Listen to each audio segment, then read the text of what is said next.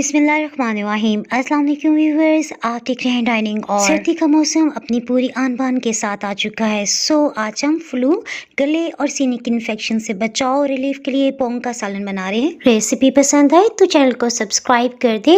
Bell icon को all पे कर देने से आपको वीडियो का नोटिफिकेशन सबसे पहले फ्री में मिल जाएगा। इस रेसिपी के लिए हम मटन की पोंग का इस्तेमाल करें क्योंकि इसमें ज्यादा चिकनाई नहीं होती और ये बुजुर्ग फैमिली मेंबर्स के लिए भी बहुत मौजूद है। पाकिस्तान और इंडिया में मीट शॉप पे इसे अमूमन बकरे की मछली के नाम से भी फरोख्त किया जाता है। इसमें बड़े साइज की हड्डी के साथ साथ गोश्त को भी शामिल किया जाता है। ये आधा किलो की मिकदार में है। पोंग की स्पेशलिटी ये होती है कि इसमें ढेर सारा पानी शामिल किया जाता है। 3 लीटर पानी हमने लिया है। गाढ़ा शोरबा बनाने के लिए 2 दरमियाने साइज के प्याज को अच्छी तरह से धो लेने के बाद रफली चॉप कर लिया है। आधी चाय की चम्मच से थोड़ा कम हल्दी पाउडर, ये हमारी जिल्द को खूबसूरत बनाने के साथ साथ कुव्वत मुदाफित को भी मजबूत बनाती है। लहसुन अदरक थोड़ा ज्यादा मिकदार में इसमें शामिल किया जाता है, यानी 1.5 टेबल स्पून। खड़े मसालों में 3 लौंग, एक बड़ी काली इलायची और एक दालचीनी का टुकड़ा। इसे ढक्कन से कवर करते बिल्कुल लो हीट पे इतना पकाएंगे कि हड्डियों से गोश्त अलग हो जाए, यानी इसकी सभी अफादियत सूप में शामिल हो जाए। 3 घंटे हो चुके हैं, सो इसमें से हड्डी और बोटी को निकाल लेते हैं। शोरबे में से गोश्त की स्मेल को खत्म करने के लिए हम इसमें 3 खाने वाले चम्मच सोया सॉस डाल रहे हैं। नमक 1 चाय की चम्मच से थोड़ा सा कम, 1 खाने वाला चम्मच अधकुटा खुश्क धनिया, 1 चाय की चम्मच भर के लाल मिर्च पाउडर, चाय की चम्मच का चौथाई हिस्सा काली मिर्च पाउडर, कसूरी मेथी 1 चाय की चम्मच भर के लिए है और आधी चाय की चम्मच जीरा। इसे लो हीट पे पकने देते हैं। इसके साथ ही बड़े साइज का टमाटर लेके इसे धो लेने के बाद छिलका उतारते हुए रफली काट रहे हैं। टमाटर को गलाने के लिए दोबारा से ढक्कन से कवर कर देते हैं।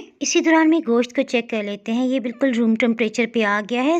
गोश्त के रेशे को हड्डी से अलहदा कर रहे हैं। 5 मिनट हो चुके हैं, इसे चेक कर लेते हैं। अब फाइनल बुनाई के लिए आधा कप ऑयल डाल दिया है। इसे भूनते भी जा रहे हैं, साथ साथ प्याज या टमाटर जो भी आपको नजर आए उसे मैश भी करते जाएं। रेशा किए हुए गोश्त को भी इसमें शामिल कर लेते हैं। खूबसूरत लाल रंगत के लिए 1 चाय की चम्मच भर के पेपरिका पाउडर लिया है। ये जायके में तीखा नहीं होता, सिर्फ रंगत अच्छी करने के लिए इस्तेमाल किया जाता है।